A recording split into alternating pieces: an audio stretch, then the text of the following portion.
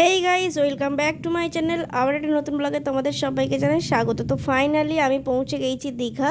আর old দীঘাতে গিয়ে প্রথমে আমরা হোটেল খুঁজছিলাম, কিন্তু আমাদের পছন্দ হলো না, তাই আমরা মেরিন ড্রাইভ ধরে চলে এলাম নিউ দীঘাতে। আর আমরা এই যে সোনার বাংলা এই হোটেলটা দেখতে পাচ্ছ, এই হোটেলটাই বুক করেছিলাম। আর এই হোটেলটা কিন্তু সমুদ্র থেকে মাত্র ওই 3-4 মিনিট হবে। তো পরিবেশটা কিন্তু খুব সুন্দর ছিল, ভেতরে খুব একটা গ্যাঞ্জামও নয়, আবার যে খুব ভেতরে তাও নয়। তো হোটেলের ভেতরটা এবার তোমাদেরকে দেখিয়ে দিই। আর এই হোটেলটা কিন্তু আমরা এসি রুম নিয়েছিলাম, দুজন ছিলাম, প্রাইসটা কিন্তু রিজনেবলই ছিল। এই যে এটা হচ্ছে এই অমৃতা হোটেলের রিসেপশন। এখানে বসার জন্য সোফা আছে, লিফটেরও ব্যবস্থা আছে, তোমরা চাইলে লিফট ইউজ করতে পারো, কিন্তু আমি সিঁড়িটাই বেশি ইউজ করেছি, কারণ আমি সিঁড়িটাতে যেতে বেশি পছন্দ করি। আর আজকে যেহেতু আমাদের আসতে প্রায় 1:30 মতন বেজে গেছিলো, তারপর হোটেল খুঁজতে আরও 1 ঘন্টা মতন বেজে গেছিলো। তো আজ আর সমুদ্রে চান করা হবে না, তো বাথরুমেতেই চান করে নেবো, দিয়ে একটু রেস্ট নিয়ে তারপর খাওয়া দাওয়া করে চলে যাব সাইট সিন করতে বেরোবো। জানি না আজকে কতগুলো দেখা হবে, তা হলেও দেখা যাক, যতগুলো পারি কভার করার চেষ্টা করব। আর আমরা যেহেতু বাইকে করে এসেছি, তো অটো বা টোটো ভাড়া করার কিন্তু কোনো ঝামেলা নেই, নিজেদের গাড়ি করেই ঘুরবো। তো কোথায় ঘুরলাম তোমাদেরকে কিন্তু অবশ্যই দেখাবো। তো আমরা রিসেপশন থেকে চাবি নিয়ে চলে এলাম। আর আমাদের রুমটা কিন্তু একদম কর্নারের দিকে ছিল। তো ফার্স্টে দরজাটা খুলে ঢুকে এখানে জুতোটাকে রেখে দেবো। আর বিছানা কিন্তু এখনও ঠিকঠাক করিনি, আমিও একটা বেডশিট নিয়ে এসেছি, পেতে নেবো বেডশিটটা। এই যে দেখছো ফাঁকা একদম পুরো। আর এই সাইডটায় কিন্তু একটা ওয়ার্ড্রপও ছিল, তোমরা চাইলে ব্যাগ রাখতে পারো। এর ভেতরে কিন্তু একটা ব্ল্যাঙ্কেটও রাখা ছিল, যদিও আমরা ইউজ করিনি, কিন্তু তারও দেখলাম রাখা ছিল। আর আমরা নিয়েছিলাম এসি রুম, এত গরমেতে এসি ছাড়া থাকা যাবে না। আমাদের রুমটার কিন্তু ভাড়া পড়েছিল 1200 টাকা উইথ জিএসটি নিয়ে। আর এই রুমটাই দেখলাম একটা বড় পাড়া মিরর আছে, আর এর কাছে কিন্তু একটা আলাদা করে লাইট দেওয়া ছিল, যেটা আমার খুবই পছন্দ হয়েছে।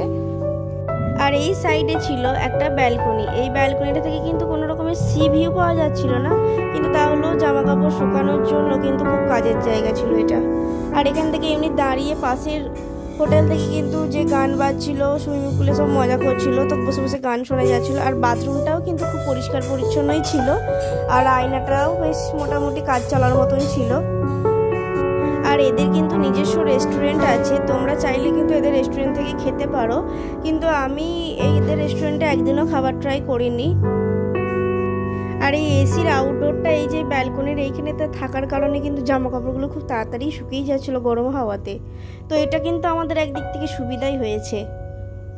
তো এবার ব্যালকনিটাকে বন্ধ করে দিই, আর ব্যালকনিতে কোনো কাজ নেই আপাতত এখন। তো এখানে দেখলাম একটা টেলিফোন রাখা আছে, আর এদিকে একটা টিভি আছে, আর এদিকে দুটো বসার জায়গা, আর ওদিকে মেনু কার্ড আছে, তোমরা চাইলে রুমে বসেই খাবার অর্ডার করতে পারো। আর আমি এই বেডশিটটা পেতে নিয়েছি। আর আমরা চলে এসেছিলাম ভুড়ি ভুজিতে খেতে। তো মেনুতে ছিল ভাত, মাছের মাথা দিয়ে বাঁধাকপি, ডাল, পটল চিংড়ি আর ডিমের কারি। তো খাওয়া দাওয়া করে একটু রেস্ট নিয়ে আমরা বেরিয়ে পড়লাম এইবার সাইট সিন করতে। বেশি দেরি করবো না, কারণ ঘুরতে এসেছি, বেশি রেস্ট নিলে হবে না। আর তোমরা যদি চাও তো ভুড়ি ভোজাতে খেতে পারো, ওখানের খাবারের কোয়ালিটি কিন্তু মোটামুটি বেশ ভালো, আর প্রাইসগুলোও রিজনেবল। তো এইবার সাইট সিনের জন্য আমরা ফার্স্টে যাচ্ছি উদয়পুর, দেন ওখান থেকে যাব তালসারি, আর ওখান থেকে লাল কাঁকড়া বিচ দেখবো আজকে। আমাদের এটাই প্ল্যান আছে আজকের। এবার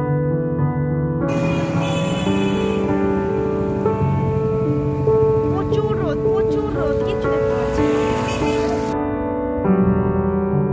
আর এত রোদ ছিল তখনও, বেলা পড়তে কিন্তু এখন অনেকটা দেরি, আমরা একটু তাড়াতাড়ি বেরিয়ে পড়েছিলাম। আর এই সাইডে দেখছো কত টোটো রাখা আছে, এরা সবাই কিন্তু রিজার্ভ করে এসেছে ঘুরতে এইখানেতে।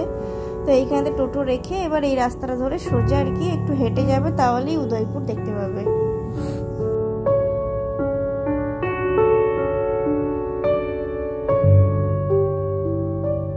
আর যেতে যেতেই তোমাদের কিন্তু চোখে পড়বে, দেখবে এই দু সাইডে দেখবে অনেক রকমের খাবারের দোকান, তারপরে টুপি, জুয়েলারি, অনেক কিছু কিনতে পারবে, গোলা, এই সমস্ত টুকিটাকি জিনিসপত্র কিন্তু এই যেতে যেতেই তোমাদের নজরে পড়বে।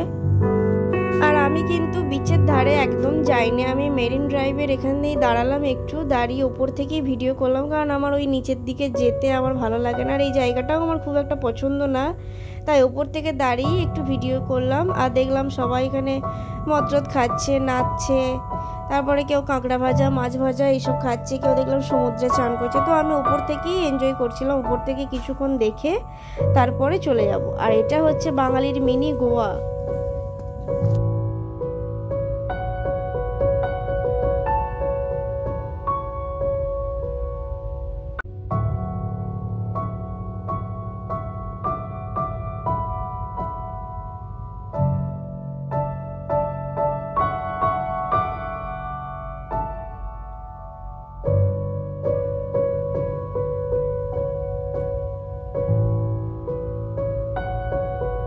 আর এখন যেহেতু ভাটা চলছিল তাই সমুদ্রের জল কিন্তু অনেকটা দূরেতেই আছে।